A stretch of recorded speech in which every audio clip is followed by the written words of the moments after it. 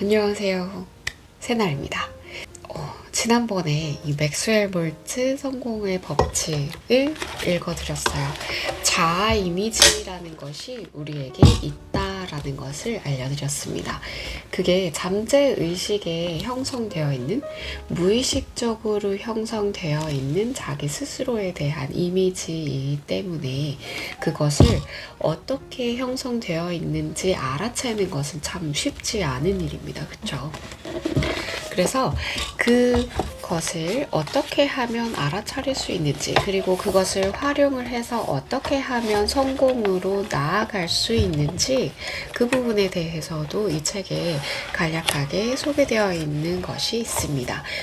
좀 더 길게 사실 뒷부분에 계속해서 걸쳐서 소개가 되어 있기 때문에 더 많은 것을 알려드리고 싶지만, 오늘은 우선 짧게 요약되어 있는 부분을 한번 읽어드리면 어떨까 합니다. 맥스웰 몰츠의 성공의 법칙 84쪽부터 시작되는 내용입니다.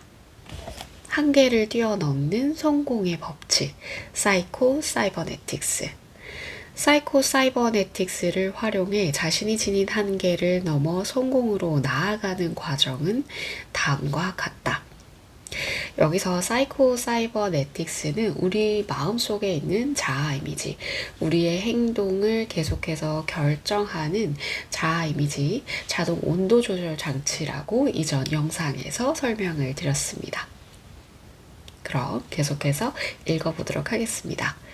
첫 번째, 정확한 목록을 작성한 후 자아 이미지를 분석한다. 두 번째, 자아 이미지에 들어있는 제한되고 잘못된 프로그램을 구별해서 이를 우리의 목적에 맞게 체계적으로 바꾼다.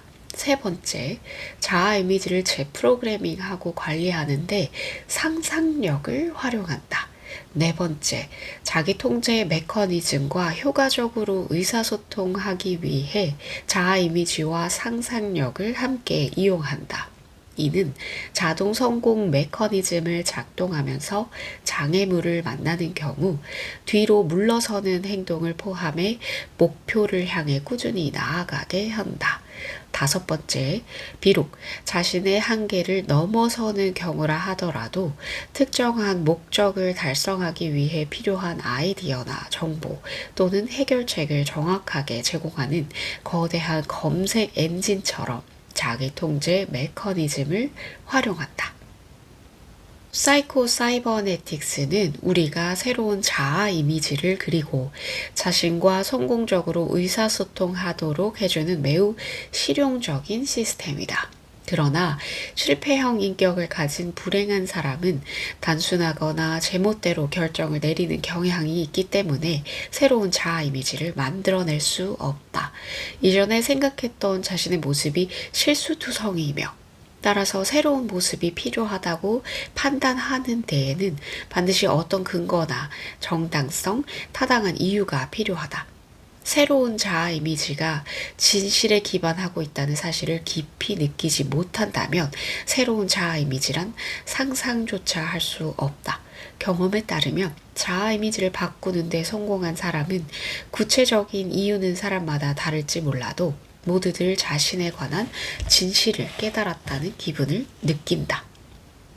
세계적으로 널리 알려진 여성 운동가 글로리아 스타이넘은 셀프 혁명에서 빈민가인 뉴욕 할렘에 있는 학교 체스 클럽에 대해 소개한다. 이 체스 클럽은 학생 선수권 대회에 나가 우승한 경력이 있는데 12명 정도의 스페인계 할렘 출신인 이른바 불량 청소년들로 구성되어 있다. 이런 학생들은 길거리를 배회하며 경범죄나 폭력에 연루되어 있거나 마약을 한 경험도 있었을 것이다. 대부분의 사람들은 그들은 쓸모없고 희망도 없으며 위험하다고 생각하기에 그들이 할 수 있는 일이라고는 법정에서 실형을 선고받거나 전혀 가치 없는 일들 뿐이라는 결론을 내렸다. 그러나 평범한 학교 교사인 빌 홀은 일에게서 아무도 발견하지 못할 가능성을 발견한다. 그리고 체스 클럽 활동을 통해서 학생들이 스스로를 발견하는 방법을 찾을 수 있도록 환경을 조성하고 다양한 경험을 하게끔 유도한다. 가끔씩 운 좋게도 타인이나 스스로를 판단하기에도 성공할 가능성이 없다고 생각되는 사람이 아무도 발견하지 못한 자신의 잠재적 가능성을 알아봐주고 자신의 능력 이상의 것이 있다고 믿어주는 누군가를 만나곤 한다. 그 누군가는 강력한 영향력을 발휘해서 그 사람의 자아 이미지를 변화시키도록 지도해준다. 그러나 우리는 이런 일을 해줄 누군가를 기다릴 필요는 없다. 스스로 자신을 위해 그런 일을 할 수 있기 때문이다. 다른 수천 명의 사람이 책에서 발견한 것을 우리도 충분히 발견할 수 있다. 철학자, 신비주의자, 직관력 있는 여러 사람들이 오래전부터 공언해왔던 것이 이제 과학적으로 증명되었다. 모든 인간은 말 그대로 성공할 수 있도록 설계됐다. 인간은 자신이 가진 힘보다 훨씬 더 위대한 힘을 발휘할 수 있으며 이는 우리에게도 해당하는 말이다. 랄프 월도 에머슨이 크고 작은 것이 따로 있지 않다고 말했듯이 말이다. 우리가 성공이나 행복을 소유할 수 있도록 설계되었다면 예전의 행복을 무가치한 것으로 여겨 자신의 실패가 예정된 사람으로 결론 내리는 것은 분명 잘못된 판단이다. 어떠셨나요? 크고 작은 것이 따로 있지 않다. 우리에게 좋은 것을 계속 생각하면 할수록 우리는 한계가 없이 무한하게 성장할 수 있다. 우리는 모두 성공할 수 있도록 설계되어 있다라고 하는 것이 이 책의 주요한 내용입니다. 어떻게 들으셨는지 모르겠어요. 이 사이코 사이버네틱스에 대해서. 일단 제일 먼저 해보셔야 하는 것은 내 안에 자아 이미지가 어떻게 형성되어 있는지 알아보는 것, 분석해보는 것. 그리고 그 이미지를 갖게 된 그 배경에 대해서 한번 또 조사를 해보셔야 합니다. 내가 어떤 경험을 통해서 이런 생각을 갖게 됐지? 어떤 경험을 통해서 그런 일이 생겼지? 이런 것들을 말입니다. 저는 사실 수학을 굉장히 싫어하는 사람이었어요. 왜냐하면 초등학교 4학년 때 나눗셈을 정말 못하는 아이였거든요. 정말 너무 계산하기 싫고 정말 싫었고 그래서 열심히 하지 않았어요. 그래서 굉장히 싫어하는 과목 중에 하나가 수학이었습니다.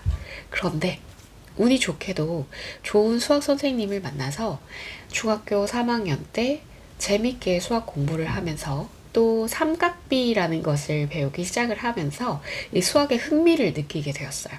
그래서 나는 수학을 못하는 사람이야 라고 생각을 했지만 수학에 흥미를 느끼고 삼각비 문제가 재밌기 시작했고 그래서 모든 문제집에 있는 삼각비 문제를 다 찾아서 풀기 시작했어요. 그만큼 진짜 재밌었거든요. 너무 특이한 경험담인가요? 아무튼 그렇게 해서 삼각비에 대해서 모든 문제를 다 풀어보고 공부를 했더니 그것도 진짜 열심히 해야 되겠다라는 생각이 들어서가 아니라 그냥 그저 즐거워서 계속 문제를 풀어보는 그 맛으로 했더니 그때 전교에서 혼자 수학을 100점을 맞았습니다. 잘했죠. 그러고 나서 수학도 꽤 재밌구나, 괜찮구나, 하면 되는구나 라는 그런 생각을 갖게 됐어요. 그래서 나는 왜 나눗셈도 못하지? 라는 그런 이미지에서 벗어나서 나는 수학을 조금 즐길 수 있는 사람이구나 라는 이미지로 변화를 하게 되었습니다. 이것처럼 내가 자아 이미지를 어떻게 가지고 있는지 그리고 그와 관련해서 어떤 배경이 숨겨져 있었는지 누가 어떤 말을 해준 걸 듣고 내가 단순히 그렇게 믿기 시작한 건지 실제로 어떤 일을 겪었는데 그 중에서 내가 어떤 감정을 느꼈는지 그리고 누군가가 어떤 말을 해줬다라거나 내가 어떤 일을 하면서 겪었던 그 감정이 정말 상대방이 이렇게 생각을 해서 그렇다 라기보다는 단순히 그냥 넘기면서 하는 이야기였을 수도 있고 상대방은 별 생각이 없었지만 자기 혼자 착각을 한 경우도 있습니다. 그래서 한 번쯤 이렇게 분석을 해보는 시간을 가지셔야 합니다. 그리고 그것을 다시 되돌려 놓기 위해서 제대로 된 이미지를 형성을 하기 위해서 상상력을 이용을 하라라고 이 책에 나와 있는데요. 바로 그것이 시각화입니다. 우리 잠들면서 꼭 시각화하라. 끌어당김의 법칙에 대해서 조금 알아보신 분들은 몇 번 들어보셨을 거예요. 그쵸?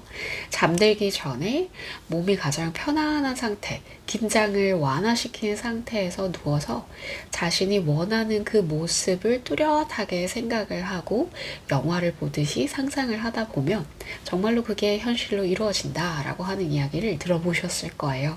그것처럼 재프로그래밍 하는 것, 자아 이미지를 새로 만들기 위해서 활용해야 하는 것이 바로 이 상상력입니다. 그래서 한 번쯤 차근차근 내 자아 이미지가 도대체 어떻게 형성되어 있지? 이렇게 분석을 한번 해보시고, 나는 과거에 어떤 경험을 했길래 이렇게 사람들을 만나는 거를 두려워하지? 혹은 새로 뭔가를 도전하는 걸 왜 두려워하지? 아니면 나는 왜 어떤 부분에 재능이 없다고 생각하지? 이런 것들을 한번 분석을 해보시고, 또 새로운 이미지를 만들기 위해서 잠들기 전에 상상을 계속 해보시는 것, 특히 긴장을 완화한 상태에서 해보는 것이 효과적이라고 하니까요. 팔다리를 딱 편안하게 놓으시고 누운 상태에서 편안하게 상상을 하시면서 새로운 이미지를 만들어 가실 수 있도록 트레이닝 해보시길 추천드립니다. 영상 끝까지 시청해 주셔서 감사합니다. 제가 오랜만에 이 책을 다시 읽으니까 또 기록이 새록새록 나면서 즐거운데요. 다음번에도 또 소개시켜 드릴 만한 내용이 있으면 또 이 맥스웰 몰츠 성공의 법칙 읽어드리도록 하겠습니다. 영상 끝까지 시청해 주셔서 감사합니다. 다음에 또 뵐게요.